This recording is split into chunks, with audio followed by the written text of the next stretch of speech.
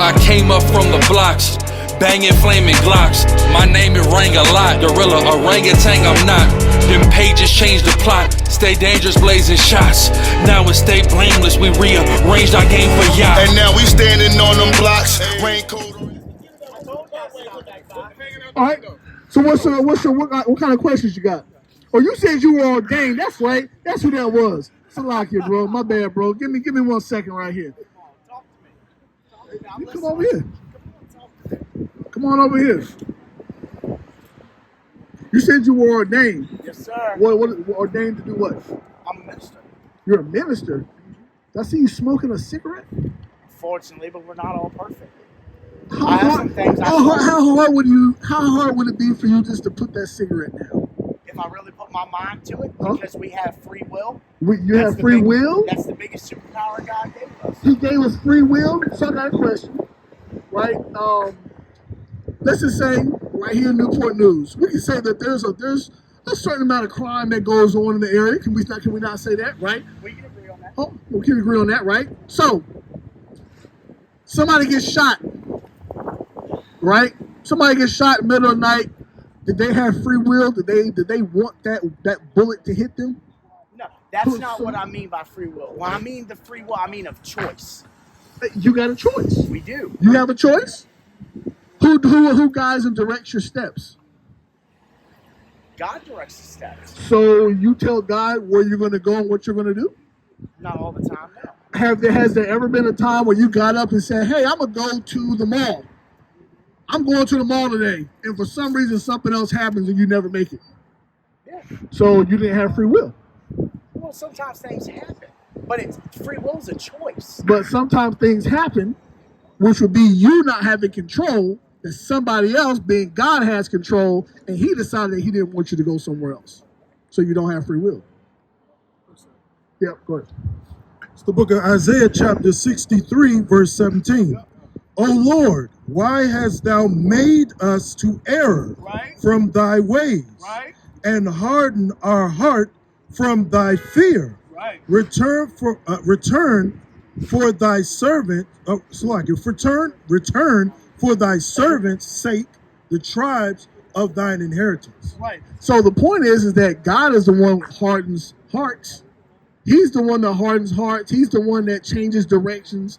He's the one that does it all. So we have no control over our day to day. We have a box that he's put us in, and we have an illusion in our mind that we are controlling our steps. But whenever he decides that a step is not where he wants you to go, he puts an obstacle in place and you got to go a different direction. It's like if you look at a mouse in a box, right? And the box is just completely clear and empty, and you start putting little obstacles around that mouse has just got to go where you tell it to go. You that mouse. Right, but here's my question for you. Right. God gives me that feeling in our guts we get. You know, so sometimes that tells us not to go a direction. But what if I choose to ignore that feeling? What if I choose to go to the mall anyways? God tells me that's on him. That's on him to say he's going to do it or not do it. Let me get Isaiah 5:5. Let me show you this. Right? You're saying that gut feeling. Number one, if you got that gut feeling, would you say that's the spirit? Yeah. So you're saying that you can resist and do opposite of what the spirit tells you to do. That's what I mean by the. I'm saying that's what you're saying. That's a choice that people make. Us as humans. What I'm saying is that you're saying that you have the ability to go against the Holy Spirit. Do we pay for that? Yeah, I mean, of course. Doesn't mean it's a correct choice. Oh, my bad. No. Yeah, what? It's the book of Isaiah chapter 5, verse 5. And now go to, I will tell you what I will what I will do to my vineyard. I will take away the hedge thereof, and it shall be eaten up. Right. So this goes right into what I'm talking about. This is God saying he was going to put a hedge of protection around the Israelites, right? But because they didn't keep the commandments, he took away the hedge of protection. What's on the opposite side of that fence, which is that hedge, are all sorts of dangers that are out there, right? So he removed himself and allowed those dangers to come upon them. They don't have no control over that, right? He decided to remove that protection. You going and getting up for work and driving to work and making it there safely is because God said you could, right? You going and getting hit by a car, getting into a car accident and dying in a car accident, God did that, right? Because he says that he makes alive and he kills, right? So we don't have no control over our footsteps. Because if I had control over my footsteps and what I'm doing every single day, then I wouldn't die. I don't feel like dying today. But you die, then what? You have no control over that whatsoever. It's an illusion in your mind that you think that you have the control, but you actually don't. You got the Jeremiah? Yep. This is the book of Jeremiah, chapter 10, verse 23. And oh Lord,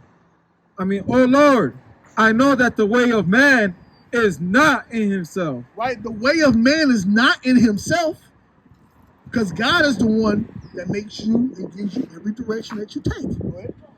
It is not in man that walketh to direct his steps. Right. O Lord, correct me, but with judgment. Right. Not in thy anger, lest thou bring me to nothing. Right. So he understands that it's not man that actually is making anything happen. It's only God. We are living out this movie that he's written, right? And you can't go to the director and say, I'm not going to play this role this way. Really? How about this? You don't have no choice because I wind up the battery in your backpack and I make you go that way, right? But as a minister, you're supposed to know these things, man. So here's a question for you. One more, please, sir. It's the book of Psalms, chapter 37, verse 23. Right. The steps of a good man are ordered by the Lord, Right. and he delighteth in his way. Hey, the steps of a good man are ordered by the Lord. Now, what does that mean? That means that God is actually being a hedge and a protection around that good man. So this goes back to what I was telling you, brother. You keeping the commandments, then you're going to have a protection from God, and he's going to keep you out of the way of certain said dangers, right? He's gonna have you walk 2 feet that way, and the stray bullet goes 3 feet on the other side, right? Now, if you're not a good man, right, then he might just let it hit you. And that would just go back to these curses that were given, put on the Israelites for not keeping commandments, right? So you keep the commandments, you have a certain level of protection. You don't do it, you're going to get those curses. You have something? Yeah, go ahead. It's the book of John. This is the book of John, chapter 15, verse 16. Ye have not chosen me, Right? but I have chosen you and ordained you that you should go and bring forth fruit, and that your fruit should remain, that whatsoever ye ask in the Father in my name, he will give it. So even from the Messiah, it's like you ain't chose me, I chose you, right? But even he says also that he does the will of his Father. He can't do anything on himself only. So if the Messiah says that he has no free will, what did he say when he was getting ready to get put to death? What did he say? If it be your will, take away this cup from me. That means that he had no control over it, right? Even our Messiah. So if the Messiah says that, what do you think about us? We don't have no control over that either, even more so, right? So, what's your next question? So my question for you is, you're saying that we don't have free will. It's all The Bible says The Bible says that. Hey, you're a minister, right? So you agree with what the Bible said. All right, let's keep rolling. Go ahead. So people that get into car, we'll go back to the car accident. Say I get in a car accident. Uh-huh. And I break my legs, I break my pelvis and all that, and Uh-huh. I get hooked onto the pain medication and turn into an addict. Uh-huh. Is that God's will Yep. for me to become an addict? Absolutely. Absolutely. Because God controls both ends of the spectrum. That's right. Right? He's the Lord of hosts. The Lord of hosts means he's the Lord of spirits. So he controls, if you want to say, quote unquote, angels, and he controls demons. Right? From a fleshly aspect, He ain't really so concerned with that. For him, he just makes the spirits do his will at any point in time, right? It's the book of 1 Kings chapter 22, verse 19. And he said, hear thou therefore the word of the Lord. I saw the Lord sitting on his throne, and all of the host of heaven standing by him on his right hand and his left hand. Right. So all the host of heaven, all the spirits standing on his right hand, that would be the good side, and on his left hand, which would be the bad side. Go ahead. Verse 20. And the Lord said, who shall persuade Ahab that he may go up and fall at Ramoth Gilead? And one said on this manner, and another said on that manner. I need one of y'all spirits to do my will so that Ahab would die. I need for him to fall, right? That's what I need. Now, which one of you spirits are going to make that happen for me? One spirit said, oh, I got this idea. Another spirit said, I got this idea. Go ahead. Verse 20. And the Lord said, on this manner, verse 21. And there came forth a spirit and stood before the Lord and said, I will persuade him. Verse 22. And the Lord said unto him, wherewith? And he said, I will go forth, and I will be a lying spirit in the mouth of all his prophets. And he said, thou shalt persuade him and prevail. Also, go forth and do so. Right. And God said, hey, man, I like your plan. Go make it happen. Don't worry. Whatever you're getting ready to do, you're gonna be able to do it. Right? Go ahead. Verse 23. Now therefore, behold, the Lord has put a lying spirit in the mouth of all these thy prophets. Now, the spirit said he was going to go do it. God said, yeah, go do that. And that's what's going to happen. But then it said that the Lord did it. Why? Because the Lord is who guides your footsteps. Even the spirits, they have no control over anything. So if a spirit ain't got control over anything, what makes you think you and this flesh got control over something? Right? Hey, that right there would be the lie of Christianity. Right. Yeah, finish that off? Finish it off. Got cut. Lying spirit in the mouth of all thy prophets, and the Lord has spoken evil concerning you. Right, man. Hey, the Most High's will will be done. That's right. Right? Everybody knows the Lord's Prayer, right? Thy will be done. Not my own will. Right. The Messiah was like, not even his will, thy will be done. Right. In heaven and in earth. Right. Because you ain't got no control over what goes on up there or down here. Right. Right? You hear something?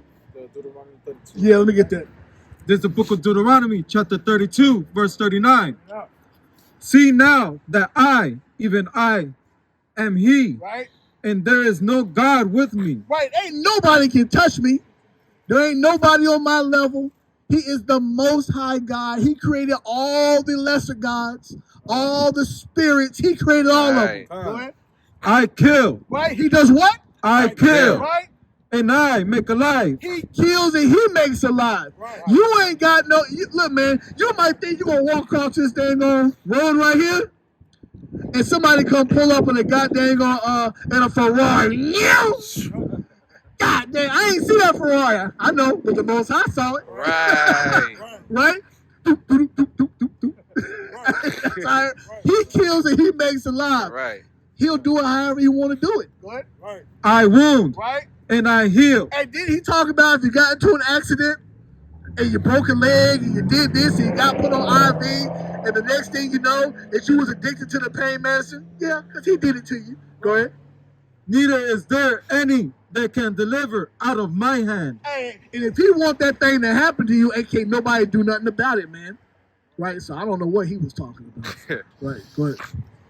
It's the book of Isaiah, chapter 45. I'm going to start at verse 6. That they may know from the rising of the sun and from the west that there is none beside me.